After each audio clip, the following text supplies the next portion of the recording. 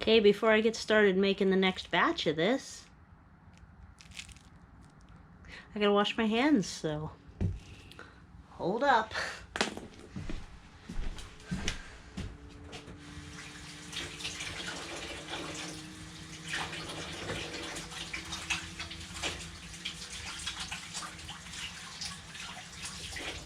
And not only wash my hands, but also make sure all the soap's off of them.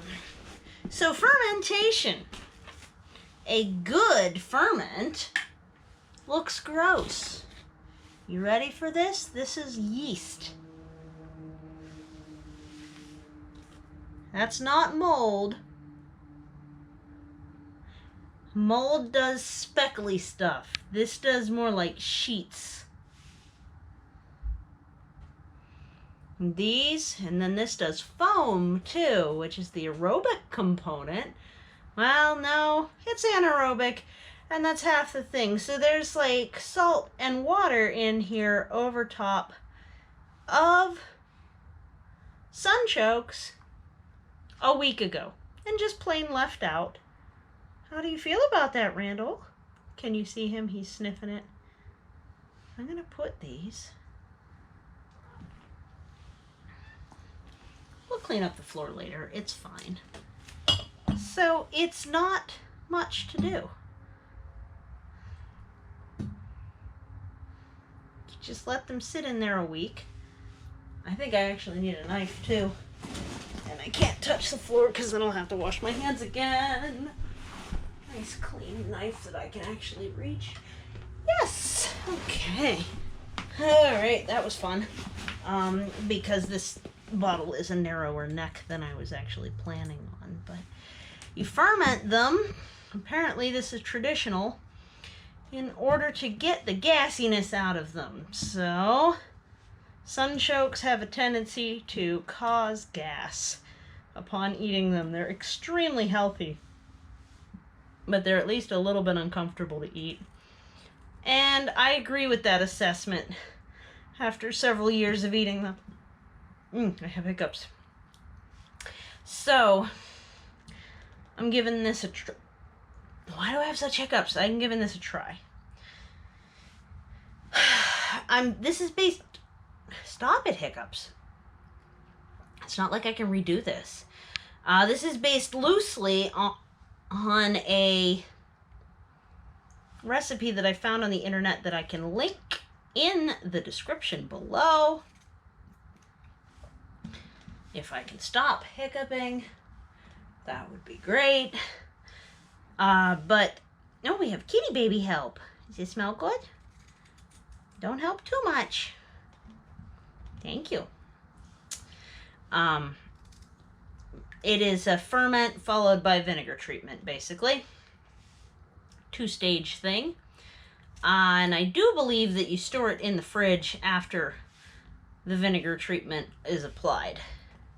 And that adds the spicy to it. I think you could also just straight up freeze these after fermenting and then use them that way. I will have more harvest to be had, so I'm hoping I'll end up liking these. And to be able to just apply it that way. Yeah, so hopefully I won't have too many to fit in the jar.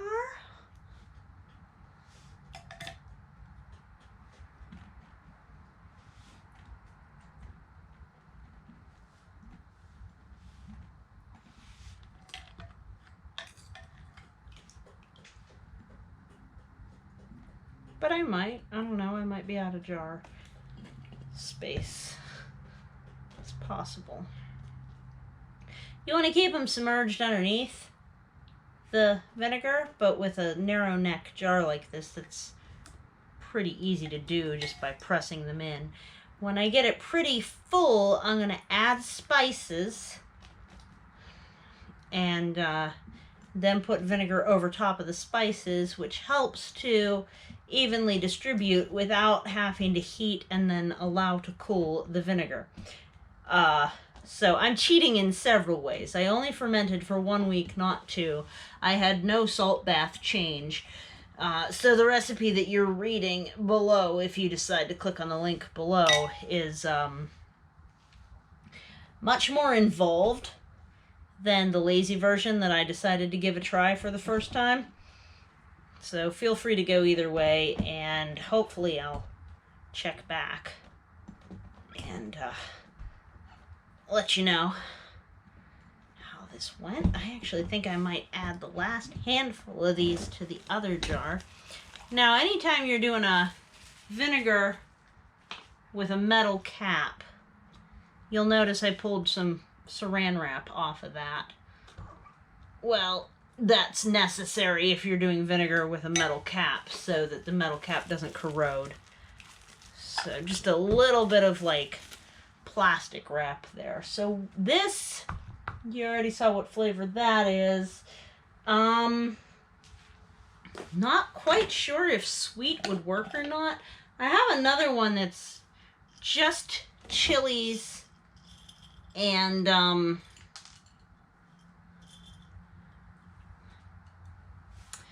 mustard. Where'd I put the lid? Here we go. So that's a handful of cloves. What else would I want to put in there? I don't know if sweet will work or not, but I kind of want to try it and find out. How does garam masala smell?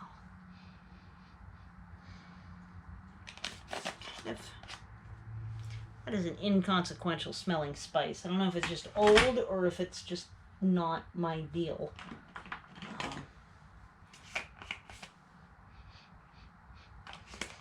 Though it kind of smells like it goes with.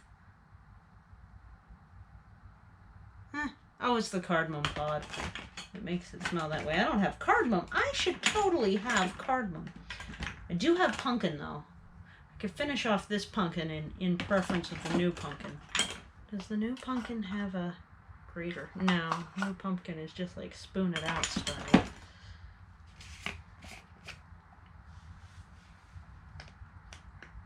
Which, to be honest, that's like half of my life is like that. So just like dump it in. A little bit of nutmeg. Never go too heavy on the nutmeg, because nutmeg has hallucinogenic properties in higher quantities. Unless that's what you're looking for. I'll do a little extra in the cinnamon too. And I have no idea if sweet spices are going to be any good, but I already did 2 big jars of spicy spices, like hot. So I figure why not try it. So there, that's how I distribute. And then I'm going to put the lid on to shake it first. And give it a bit more vinegar. Do that a couple times.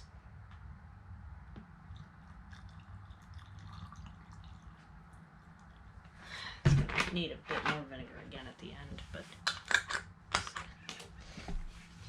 so these are just washed out juice jars from Aldi Juice. Wow, that's a thicker color. And I will watch this video back to remember what spices I put in. Haha. Really curious whether sweet and sunchokes and vinegar will all end up going together. I have my doubts, but what's life if not adventuresome, right? Right?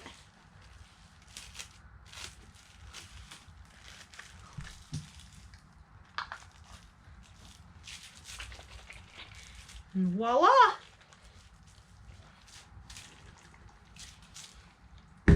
Two different fermented then vinegar pickled sunchokes.